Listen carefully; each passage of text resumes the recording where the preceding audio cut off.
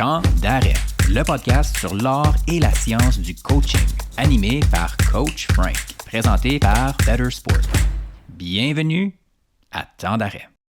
La deuxième question traite de l'avantage compétitif dans le coaching et elle nous provient d'un directeur technique d'une fédération sportive québécoise.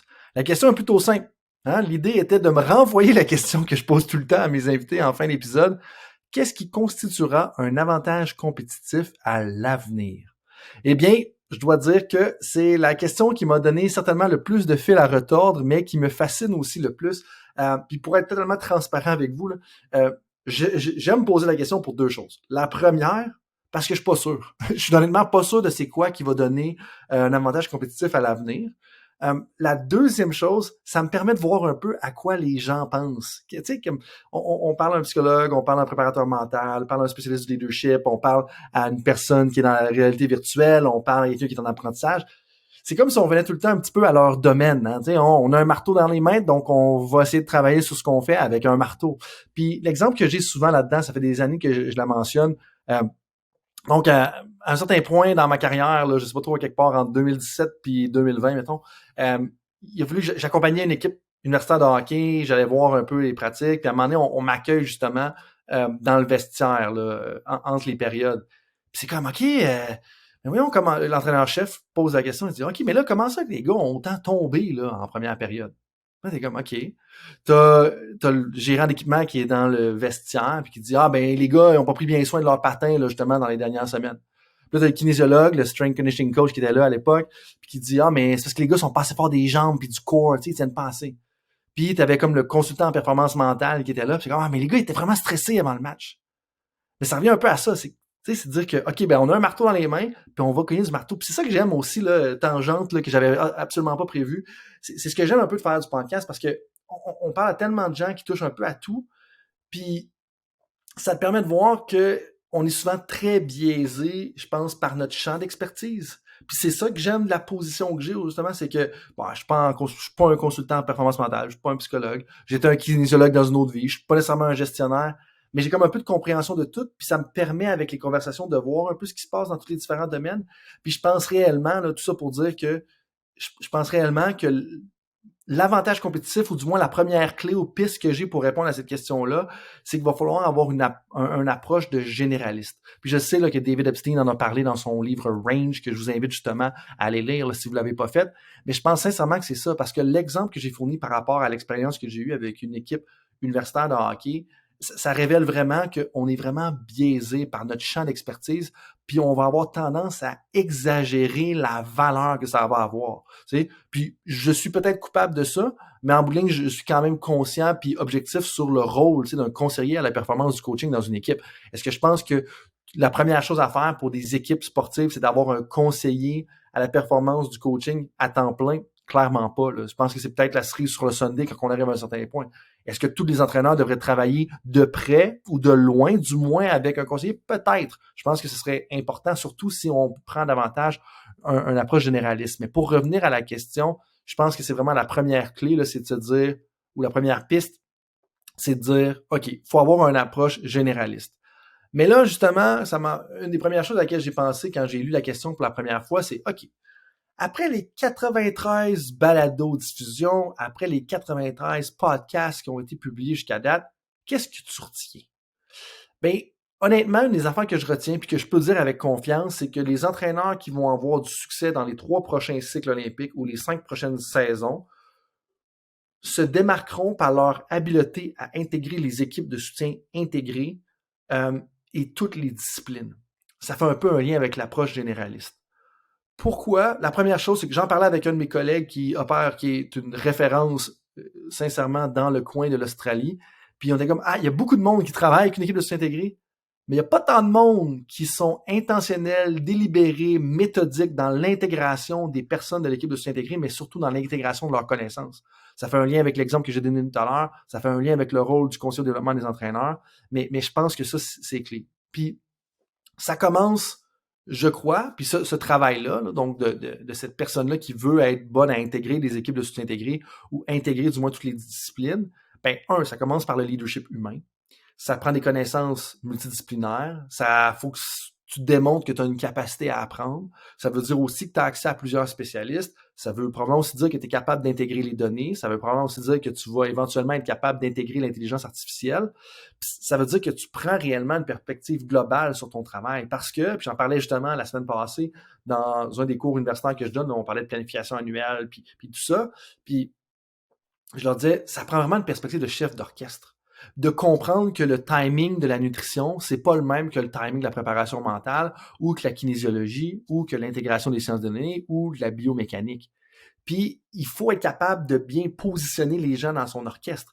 Et l'exemple que je donnais, qui me vient de ma conjointe qui lors d'un de ses stages en Abitibi-Témiscamingue, a eu la chance d'avoir une discussion avec un chef d'orchestre. Puis le chef d'orchestre mentionnait que une des particularités que les gens ne comprennent pas quand ils vont écouter une symphonie, c'est que le chef d'orchestre doit démarrer les instruments à des moments asynchrones, pas en même temps.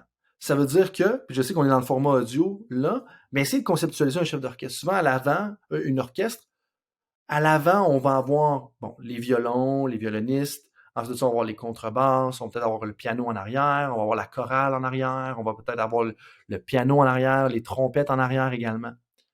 Mais la chose que le chef d'orchestre mentionnait, c'est que si on veut que la symphonie soit agréable pour l'auditoire, on ne peut pas démarrer les instruments en même temps. Parce que comme n'importe quoi, le son, ça voyage dans l'espace.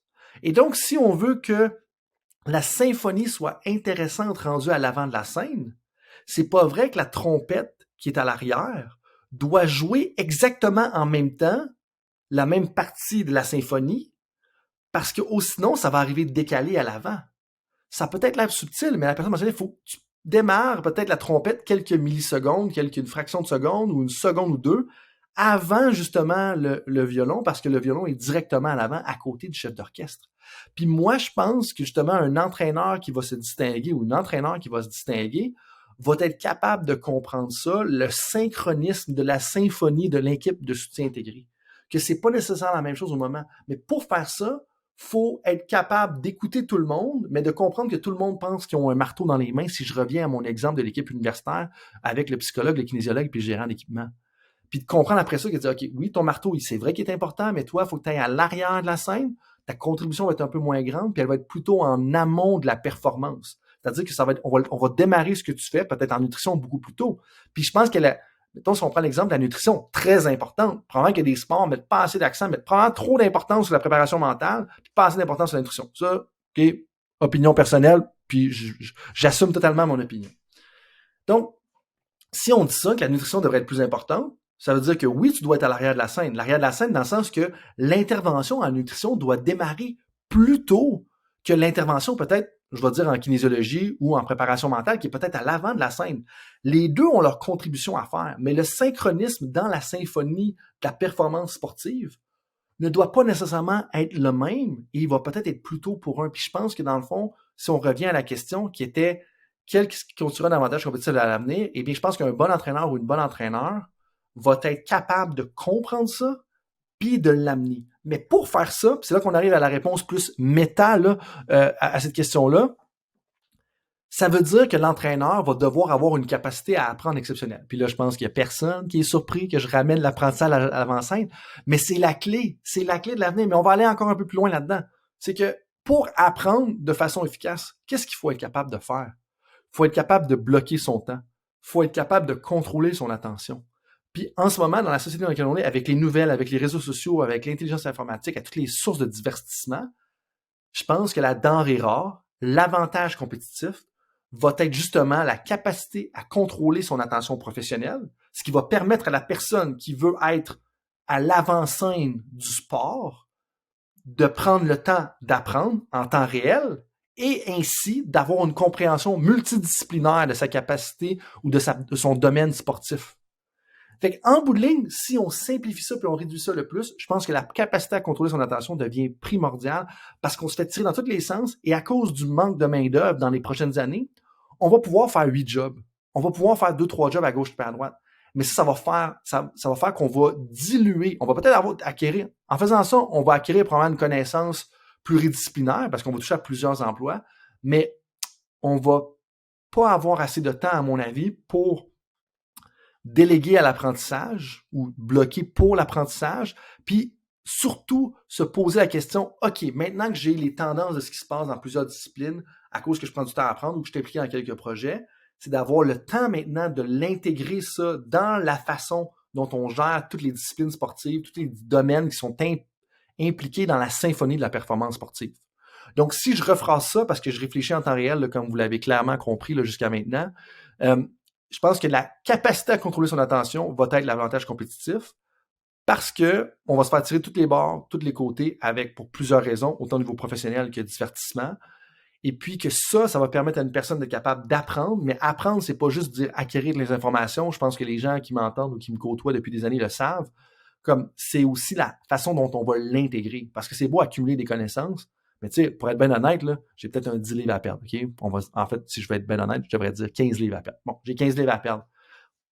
Les 15 livres que j'ai à perdre, là, c'est pas une question de connaissance. Il y a clairement des gens qui en connaissent moins sur la kinésiologie puis sur l'induction que moi, qui sont pas le plus en forme.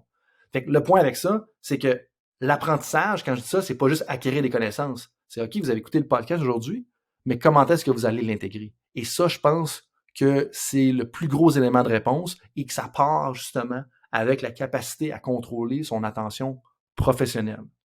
Donc, le principe directeur que j'ai par rapport à ça, c'est que l'avantage compétitif d'un entraîneur résidera dans sa capacité à apprendre en temps réel, dans sa fonction de chef d'orchestre de la symphonie de la performance sportive qui est multidisciplinaire. Bon, maintenant, pas très concret, mais je pense que ça vous aide à comprendre l'idée. Quelque chose de plus concret, mais la première, ça va être capable de contrôler son attention et son énergie pour performer de façon durable. Ça veut dire quoi? Ça veut dire qu'au lieu d'évaluer la quantité de temps qu'on passe dans un projet, ça va être de dire, OK, quand je fais ça, quelle est mon énergie par la suite?